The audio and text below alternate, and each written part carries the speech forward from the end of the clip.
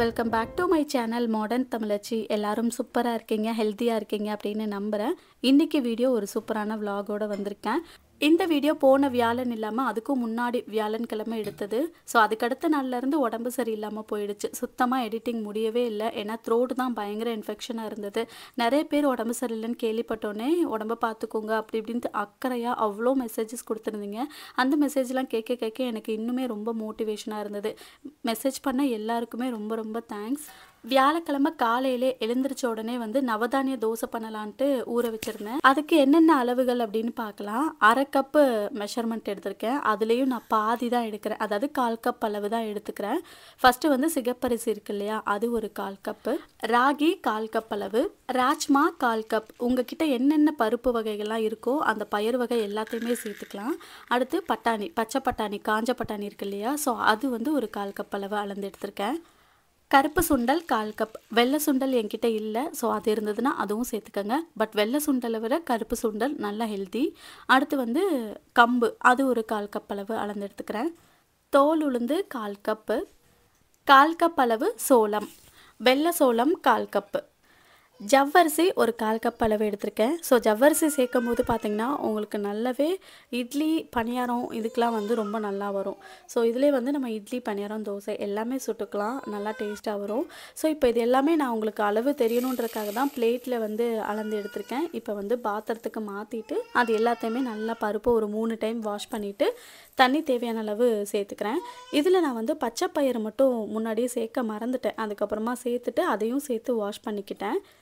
அதுவும் ஒரு 1/4 கப் அளவு சேர்த்துக்கோங்க. ஒரு 3 டைம் நல்லா வாஷ் பண்ணதுக்கப்புறமா இது கண்டிப்பாக ஒரு 8 மணி நேரமாவது நல்லா ஊறணும். ஸோ நைட்டே ஊற வச்சிட்டிங்க அப்படின்னா ஓவர் நைட் ஊறி வரதுக்கு ஈஸியாக இருக்கும். நான் காலையில் ஒரு 7 மணிக்கே இந்த பருப்பு எல்லாத்தையுமே ஊற வச்சிட்டேன். இது கிட்டத்தட்ட ரொம்ப நேரமே ஊறிடுச்சு. இப்போ அரைக்கும் போது டைம் பார்த்திங்கன்னா ஒரு 6:30 மணி அந்த மாதிரி இருக்கும் ஈவினிங்கு.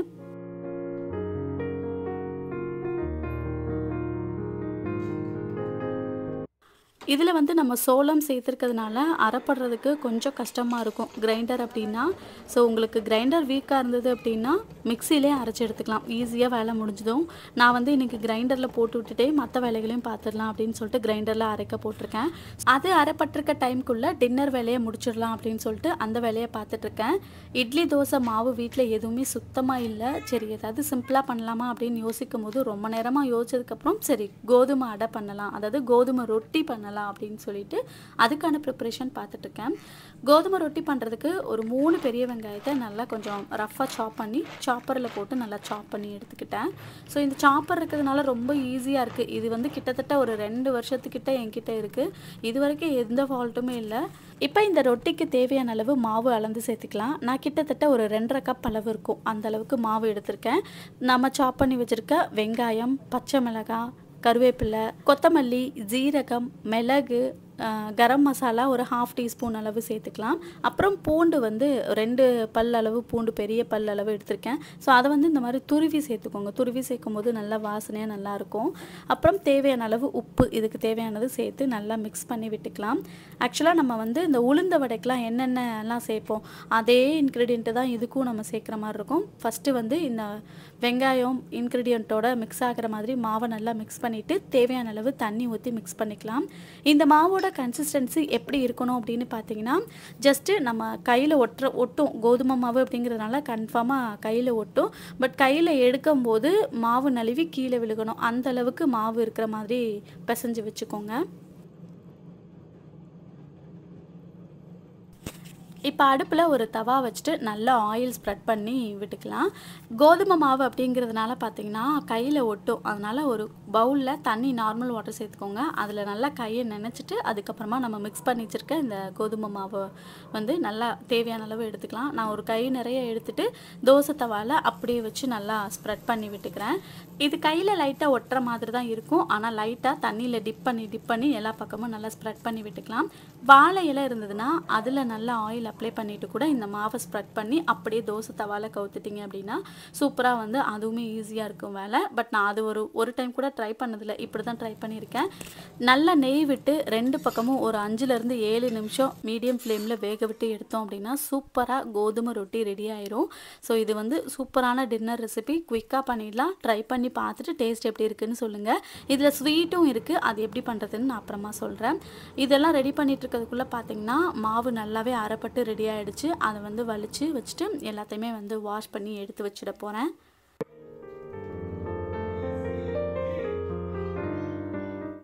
மாவை நல்லா உப்பு போட்டு கரைச்சி வச்சுட்டு ஒரு ஓவர் நைட் வந்து விட்டுக்கிறேன். ஏன்னா அன்றைக்கி நல்லா குளிர் இருந்தது, அதனால் நான் ஓவர் நைட் விட்டுட்டேன். இது வந்து ஒரு 3 மணி நேரத்துலேயே நல்லா வந்து பொங்கி வந்துடும்.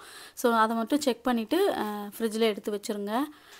இன்னொரு பக்கம் வந்து பார்த்திங்கன்னா அடுத்த நாள் காலையிலேக்கு உரிய ப்ரிப்ரேஷன் எல்லாம் பார்த்துட்ருக்கேன். அதாவது பூண்டு, வெங்காயம் எல்லாமே உரித்து ஒரு கண்டெய்னரில் எடுத்து வச்சுட்டேன். இப்போ ஸ்வீட் எப்படி பண்ணுறதுன்னு பார்க்கலாம். கோதுமை மாவு தேவையான அளவு எடுத்துருக்கேன், உப்பு, அப்புறம் வெங்காயம் நம்ம சாப் பண்ணி வச்சுருக்குது, அது 2 மட்டுமே போதும், வேறு எதுவுமே தேவையில்லை. நல்லா மிக்ஸ் பண்ணிக்கிறேன். ஸோ ஓரளவுக்கு கையில் நழுவி வரும் இல்லையா, ஸோ அந்தளவுக்கு மிக்ஸ் பண்ணதுக்கப்புறமா கடைசியாக ஸ்வீட்னஸ்க்கு நாட்டு சக்கரை நான் சேர்த்துக்கிறேன். நீங்கள் வெல்லம் சேர்க்கலாம், இல்லை சுகர் கூட சேர்த்துக்கலாம். நான் இன்றைக்கி நாட்டு சக்கரை சேர்த்து நல்லா மிக்ஸ் பண்ணிக்கிறேன். உங்கள் ஸ்வீட்னஸ்க்கு ஏற்ற மாதிரி சேர்த்துக்கோங்க. ஸோ இதே மாதிரி தோசை தவாலாம் நல்லா ஸ்ப்ரெட் பண்ணி விட்டு 7 நிமிஷம் பக்கம் 2 பக்கமும் வேக விட்டு எடுத்தோம்னா சூப்பராக ரெடி ஆயிரும். இன்னும் தேங்காய் வந்து பல்லாக கட் பண்ணி சேர்த்தோம் அப்படின்னா இன்னும் டேஸ்ட் அட்டகாசமாக இருக்கும். இந்த ஸ்வீட் ரொட்டி வந்து பார்த்திங்கன்னா ஈவினிங் ஸ்நாக் டைமாகவும் குழந்தைங்களுக்கு செஞ்சு கொடுக்கலாம். எனக்கு வந்து ரொம்ப ரொம்ப ஃபேவரட்டான ஒரு ஸ்நாக் ரெசிபி இது.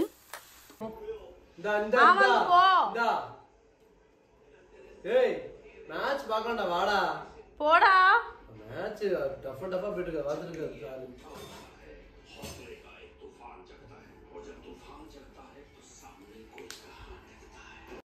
த்ரிஷன் குட்டிக்கு ஸ்வீட் ரொட்டி தான் ஊட்டி விட்டோம். ஸோ அவன் நல்லாவே சாப்பிட்டான், அவனுக்கு ரொம்ப பிடிச்சிருந்தது. டின்னர்லாம் சாப்பிட்டு முடிச்சதுக்கப்புறமா சஷுவை உடனே தூங்க வைக்கிறது தான் வேலை. ஸோ அவன் தூங்கினா தான் அடுத்த நாள் காலையில் சீக்கிரமாக எழுந்திருக்க முடியும். அப்படிங்கிறதுனாலே அவனை ரொம்ப சீக்கிரமாக நாங்கள் தூங்க வச்சுருவோம். நைட்டு வந்து சாப்பாடெலாம் கொடுத்து கரெக்டாக ஒரு 9, 9:30 கிட்ட வந்து தூங்க வச்சிடுறது. ஆனால் தூங்க மாட்டான், கம்பல் பண்ணி எப்படியோ போடான்னு தூங்க வச்சுருவோம்.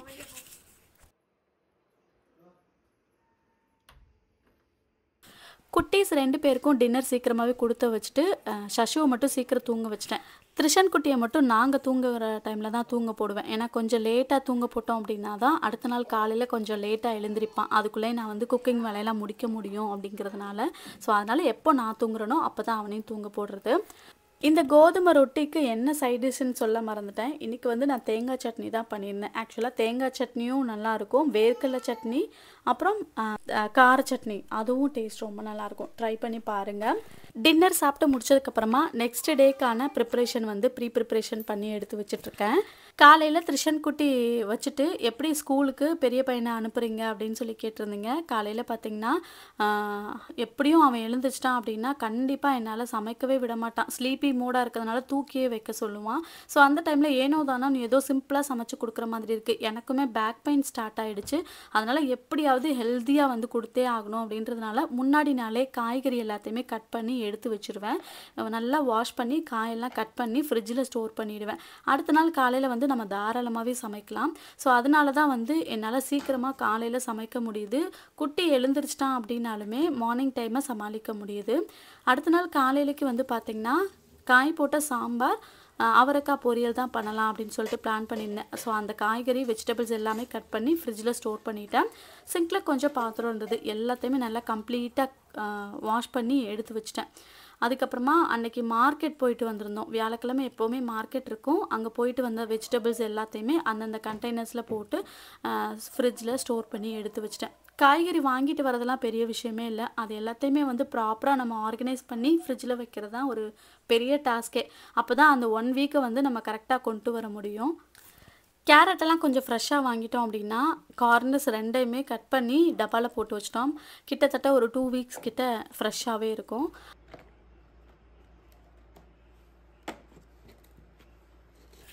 ஃபைனலாக கிச்சனில் எல்லா ஒர்க்குமே இப்போ கம்ப்ளீட் ஆகிடுச்சு. ஸோ கிச்சன் ஃபுல்லாக நல்லா நீட்டாக தொடச்சி விட்டுட்டோம் அப்படின்னா அடுத்த நாள் காலையில் நம்ம கிச்சனுக்குள்ளே என்ட்ரு ஆகும்போது க்ளீனாக இருக்கும் பார்க்குறதுக்கு. வெஜிடபிள்ஸும் கட் பண்ணி ஃப்ரிட்ஜில் வச்சுருப்போம். ஸோ எடுத்த உடனே சமைக்கிற வேலை தான் இருக்கும் எந்திரிச்சு வந்த உடனே. காலையில் டென்ஷன் ஃப்ரீயாக வேலை பார்க்கணும் அப்படின்னா கண்டிப்பாக கிச்சன் எல்லாத்தையும் நல்லா நீட்டாக க்ளீன் பண்ணி வச்சுடுங்க. இந்த மாதிரி வெஜிடபிள்ஸ் வந்து 2 குழந்தைங்க இருக்காங்க அப்படின்னா தப்பே கிடையாது. முன்னாடி நாளே கட் பண்ணி எடுத்து வச்சுக்கோங்க. ஸோ அது ரொம்ப ஈஸியாக இருக்குது. நான் வந்து இப்போ ஷஷு இந்த ஸ்கூலுக்கு போனதுக்கப்புறமா இதை தான் நான் ஃபாலோ பண்ணிகிட்ருக்கேன். ஏன்னா முன்னாடி ஸ்கூலுக்கு போகிறப்பெல்லாம் பார்த்திங்கன்னா அவன் காலையில் வந்து 9:15க்கு மேலே தான் போவான். ஸோ அதனால் ரிலாக்ஸ்டாக காயெல்லாம் கட் பண்ணி எடுத்து வைக்க ஈஸியாக இருக்கும். பட் இப்போ வந்து அவன் 7:45க்கே போகிறனால இதெல்லாம் பண்ணி வச்சா மட்டும்தான் என்னால் சீக்கிரமாக வேலையை முடிக்க முடியுது. அப்புறம் அடுத்த நாள் பருப்பு வேக வைக்கணும் இல்லையா? ஸோ குக்கரில் அதையுமே அளந்து எடுத்து வச்சுட்டேன். அதே மாதிரி ரைஸ் அடுத்த நாள் காலையிலுக்கு தேவைப்படுற ரைஸையும் அளந்து எடுத்து வச்சுக்கிட்டேன். ஸோ எல்லா ப்ரிப்ரேஷன் வேலைகளும் க்ளீனிங் வேலைகளும் நைட்டே கம்ப்ளீட் பண்ணி எடுத்து வச்சாச்சு. நான் கிச்சன் வேலையெல்லாம் முடிச்சுட்டு வரதுக்குள்ளே பார்த்தீங்கன்னா ஹஸ்பண்ட் பையனை வச்சுருந்தாரு. குட்டி பையனும் அவர் மடியிலே படுத்து தூங்கிட்டான். ஸ்லீப்பிங் டைம் பார்த்தீங்கன்னா 11 o'clock.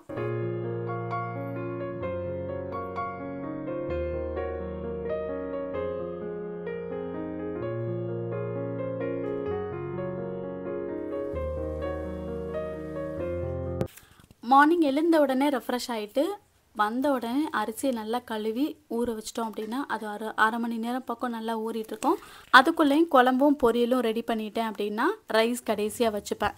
ஸோ ஃபஸ்ட்டு பருப்பு முன்னாடி நாளே அளந்து போட்டிருந்தேன் இல்லையா? ஸோ அதை நல்லா ஒரு 3 டைம் வாஷ் பண்ணிவிட்டு அதுக்கு தேவையான தக்காளி, ஜீரகம், மஞ்சள் தூள், பூண்டு, அப்புறம் பெருங்காயத்தூள் இது எல்லாமே சேர்த்து க்ளோஸ் பண்ணி ஒரு 2 விசில் பக்கம் விட்டு எடுத்துட்டோம் அப்படின்னா பருப்பு வெந்து ரெடி ஆயிரும். நான் எப்போவுமே வந்து காய், பருப்பு, வெங்காயம் எல்லாம் சேர்த்து ஒன்றாலாம் வேக வைக்கவே மாட்டேன். எனக்கு அந்த டேஸ்ட் பிடிக்கவே செய்யாது. ஃபஸ்ட்டு பருப்பை வேக விட்டு அதை வந்து எடுத்து வச்சுக்குவேன். ஸோ அதில் கொஞ்சம் பருப்பை வந்து திருஷன் குட்டிக்கும் எடுத்து வச்சுருக்கேன். சாம்பார் எப்போல்லாம் வைக்கிறனோ அப்போ வந்து திருஷன் குட்டிக்கு தனியாக எடுத்து வச்சுக்குவேன். அதில் அடுத்தபடியாக ஷஷு குளிக்கிறதுக்கு சுடு தண்ணி காய வச்சுருக்கேன். கிளைமேட் ரொம்ப சில்லுன்னு தான் இருக்கும். மார்னிங் டைம் தண்ணி சில்லுன்னு இருக்கும். அதனால் எப்போவுமே சுடு தண்ணி வந்து காய வச்சுருவேன். சாம்பாருக்கும் அவரைக்காய் பொரியலுக்கும் தேவையான வெங்காயம் கட் பண்ணிகிட்ருக்கேன். இன்னொரு அடுப்பில் பார்த்தீங்கன்னா டீ போடுறதுக்கு பால் அடுப்பில் வச்சுருக்கேன். ஆக்சுவலாக முன்னாடியே பார்த்தீங்கன்னா நான் சுடு தண்ணி குடிச்சிருவேன். அப்படி இல்லைனா ஜீரா வாட்டர் வந்து காய்ச்சி அதை குடிச்சுக்குவேன். பட் இன்றைக்கி வீடியோவில் அதை கவர் பண்ணலை. இன்னொரு பக்கம் வெங்காயம் தாளித்து விட்டுட்டு அவரைக்காய் சேர்த்து தேவையான அளவு உப்பு சேர்த்து நல்லா கிளறி விட்டுட்டேன். ஸோ அது வெந்துட்டுருக்கிறதுக்குள்ளே பால் நல்லா பொங்கி வந்துடுச்சு. சஷுவுக்கு பால் ஆற்றி எடுத்து வச்சுட்டேன். எங்கள் 2 பேர்த்துக்கும் டீ தான் போட்டுட்ருக்கேன். காலையில் ஹஸ்பண்ட் வந்து ஒரு 5:45க்கு எழுந்திருப்பாங்க. நானும் அதே டைமுக்கே எழுந்திரிச்சு குக் பண்ண வந்துடுவேன். அவங்க வந்து டேரெக்டாக கிரவுண்டுக்கு போயிடுவாங்க. காலையில் வந்து ஆக்டிவிட்டி இருக்கும். ஸோ கிரவுண்டுக்கு ஒரு 5:45க்கு கிளம்பி போகிறாரு அப்படின்னா திரும்பி ரிட்டன் வர்றதுக்கு 7 மணி ஆகும். கரெக்டாக அவர் 7 மணிக்கு வர்ற டைமில் டீ ரெடியாக இருக்கணும். அப்போ தான் கிளம்பி அப்போ தான் வந்தவுடனே டீ குடிச்சிட்டு கிளம்பி ஸ்கூல் போகிற டைம் கரெக்டாக இருக்கும். ஸோ இப்போ வந்து நான் பால் ஆற்றி வச்சுட்டேன் ஷஷுவுக்கு. எங்கள் 2 பேர்த்துக்கும் டீ கப்பில் வந்து நாட்டு சக்கரை எடுத்து வச்சுட்டேன். டீ கொதிச்சிட்ருக்கு. அதுக்குள்ளேயும் ஷஷுவை எழுப்பி அவனை ரெடி பண்ணணும். காலையில் இவனை எழுப்புறது தான் எனக்கு ஒரு பெரிய டாஸ்க்கே. காலையில் எழுந்திரிச்சோடனே பார்த்தீங்கன்னா திரும்பவும் போய் சோஃபாவில் போய் படுத்துக்குவான். அதுலேயும் சின்ன பையன் எழுந்திரிச்சிடக்கூடாது. அவன் சவுண்டு கேட்டுச்சு அப்படின்னா எழுந்திரிச்சுக்குவான். ஸோ சைலண்ட்டாக எழுப்பி பார்ப்பேன். எழுந்திரிக்கல அப்படின்னா வாயை பொத்தி அப்படியே தூக்கிட்டு வந்துடுவேன் வெளியில். ஸோ சோஃபாவில் வந்து கொஞ்சம் நேரம் படுத்துருப்பான். அதுக்கப்புறமா ஃபேஸ் வாஷ் பண்ணிவிட்டோம் அப்படின்னா எழுந்திரிச்சுக்குவான். காலையில் எங்களோட ஃபேமிலி மீட் டைம் அப்படின்னா இந்த டீ குடிக்கிற டைம் மட்டும்தான். ஜஸ்ட்டு ஒரு 10 மினிட்ஸ்க்குள்ளே தான் இருக்கும். கொஞ்சம் நேரம் ஏதாவது பேசிக்கிட்டே இந்த டீயை மட்டும் குடிச்சு முடிச்சிருவோம். சில நேரம் எனக்கு டைம் இருந்தது அப்படின்னா ஷஷுவை நானே குளிப்பாட்டி ரெடி பண்ணிவிடுவேன். ஸோ வீடியோ எடுத்துகிட்ருக்கேன் அப்படின்னா அந்த டைம் வந்து டைம் இருக்காது. ஹஸ்பண்ட் வந்து குளிப்பாட்டிட்டு அவங்களுமே குளிச்சு ரெடி ஆகி வந்துடுவாங்க. அவரைக்காய் ரெடி ஆகிடுச்சு. கடைசியாக தேங்காய் துருவல் மட்டும் போட்டு இறக்கிட்டேன். நான் வந்து எப்போவுமே மசாலா ஐட்டம் சேர்ப்பேன். ஸோ குழம்பு மிளகாத்தூள் சேர்த்து நல்லா மிக்ஸ் பண்ணிவிட்டு கடைசியாக தேங்காய் துருவல் சேர்த்து இறக்கிட்டேன். ஸோ நேற்று நம்ம அரைச்சி வச்சுருந்த அந்த நவதானிய தோசை வந்து ரெடி ஆகிடுச்சு. ஸோ அதையுமே ஊற்றிட்டு சாம்பார் தான் காலையில் வச்சுருந்தேன் இல்லையா? ஸோ அது கூடயே வச்சு சாப்பிட்டுக்கிட்டோம். சாம்பாருக்கு இந்த தோசைக்கும் டேஸ்ட் வந்து ரொம்ப நல்லா தான் இருந்துச்சு. வாரத்தில் ஒரு நாளாவது இந்த மாதிரி நவதானிய தோசை சாப்பிட்டு பாருங்கள். உடம்புக்கு ரொம்ப ஹெல்த்தி. ஸோ சாம்பாரோடு வச்சு சாப்பிட்டுக்கிட்டோம். ரொம்பவே டேஸ்ட் நல்லா இருந்தது.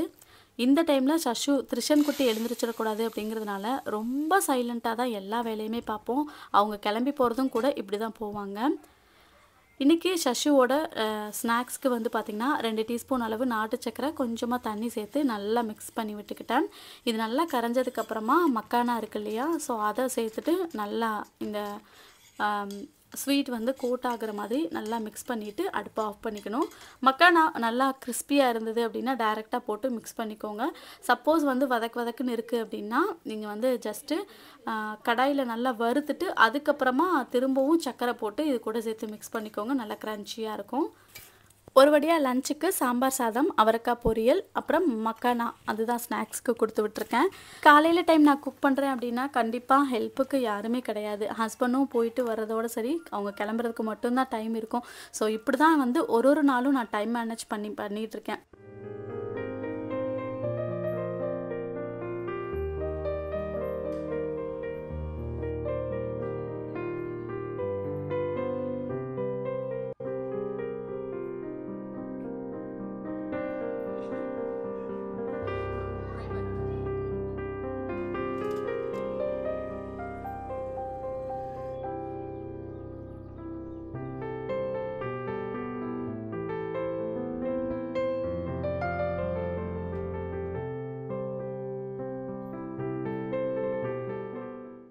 காலையில் ஸ்கூல் கிளம்புற அவசரத்தில் எல்லாத்தையுமே எடுத்து வெளியே போட்டுட்டு போயிடுவாங்க. இதில் வேறு ட்ரெஸ் வாஷ் பண்ணி போட்டது அது ஒரு 2 நாளாக அப்படியே கிடந்தது.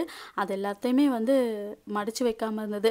நம்ம திருஷன் குட்டி ட்ரெஸ் கிடந்ததுன்னா சொல்லவே வேணாம். எல்லாத்தையுமே இழுத்து போட்டு எல்லா பக்கமும் போட்டு பயங்கரமாக விளையாட ஆரம்பிச்சிட்டான். இப்போல்லாம் நல்லா வீட்டு ஃபுல்லாக இழுத்து போட ஆரம்பிச்சிட்டான். ஸோ அவங்க எல்லாருமே போன உடனே பார்த்திங்கன்னா ஃபஸ்ட்டு நான் குளிச்சுட்டு வந்துடுவேன். ஏன்னா அந்த வேலையை முடிஞ்சிருச்சு அப்படின்னாலே வந்து அடுத்த வேலையை வந்து திருஷன் குட்டியை சமாளிச்சுட்டு எப்படியோ வச்சு மற்ற வேலையெல்லாம் வந்து மேனேஜ் பண்ணிடுவேன். அதனால் எப்போவுமே அவங்க இங்கிட்டு கிளம்புன உடனே வந்து நான் ரெஃப்ரெஷ் ஆகிட்டு வந்து தான் அடுத்த வேலையை ஸ்டார்ட் பண்ணுவேன். அன்றைக்கி வந்து ஆடி வெள்ளி வேறு. ஸோ ரெஃப்ரெஷ் ஆகிட்டு வந்த உடனே பார்த்திங்கன்னா வீடெல்லாம் நல்லா பெருக்கி விட்டுட்டேன். முன்னாடி நாளே மாப்லாம் போட்டு வச்சுருந்தேன். பட் காலையில் சும்மா பெருக்கி மட்டும் விட்டுட்டு கிச்சன்லேயும் பார்த்திங்கன்னா சமைச்ச பாத்திரம் எல்லாத்தையும் வந்து சின்ன சின்ன டப்பாவில் போட்டு எடுத்து வச்சுட்டு பாத்திரம் எல்லாத்தையுமே நீட்டாக வாஷ் பண்ணி கிச்சன் கவுண்டர் டாப் ஃபுல்லாமே நல்லா நீட் பண்ணிட்டேன். அடுத்தது சாமி கும்பிட்ற வேலை மட்டும்தான். இப்போ டைம் பார்த்திங்கன்னா ஒரு 8:45 அந்த மாதிரி தான் ஆகுது. ஸோ இந்த டைமில் சாமியெல்லாம் கும்பிட்டுட்டு தான் நான் வந்து சாப்பிடவே போவேன். நம்ம வீட்டிலே பார்த்திங்கன்னா நல்லா ரோஸ் அழகாக பூத்திருந்தது. ஸோ அதை எல்லாத்தையுமே கட் பண்ணி எடுத்துகிட்டு வந்து சாமிக்கு வச்சது போக உருளிலையும் கொஞ்சமாக எடுத்து வச்சுட்டேன். ஆடி வெள்ளி அப்படின்னாலே எப்போவுமே வந்து இந்த தேங்காய் சிரட்டையை நல்லா சூடு பண்ணி அந்த கங்கில் நல்லா வீடு ஃபுல்லாக தூபம் போட்டால் தான் எனக்கு ஒரு சாட்டிஸ்ஃபைடே இருக்கும். அதனால் எப்போவுமே பார்த்திங்கன்னா இப்போன்னு இல்லை, செவ்வாய் வெள்ளி இந்த 2 நாளும் தேங்காய் சிரட்டையில் தூபம் போட்டுருவேன். எனக்கு அதுதான் ஏதோ வீடு ஃபுல்லாக அந்த தெய்வீகம் இருக்கிற மாதிரி தோணும். ஆல்மோஸ்ட் குக்கிங்லேருந்து எல்லாமே எல்லா வேலையும் முடிஞ்சுது. நானும் சாப்பிட்டு ரெடி ஆக்கிட்டேன். வேலைக்கு அதுக்கப்புறம் ஆள் வந்துடுவாங்க. அன்றைக்கி ஃபுல் டே வந்து பேக்கிங் வேலைகள் தான் இருக்கும். இப்படி தான் ஒரு நாளும் டைம் மேனேஜ்மெண்ட் பண்ணி போயிட்டுருக்கேன். ஸோ என்னோட வீடியோ பார்க்கும்போது உங்களுக்கும் ஒரு மோட்டிவேஷனெல்லாம் இருந்திருக்கும் அப்படின்னு நினைக்கிறேன். வீடியோவோட எண்டுக்கு வந்துட்டோம். வீடியோ பிடிச்சிருந்தா வீடியோக்கு ஒரு லைக் கொடுத்துட்டு சேனலை மறக்காமல் சப்ஸ்கிரைப் பண்ணிக்கோங்க. தேங்க்யூ. பாப்பா யாரு? பாப்பா யாரு?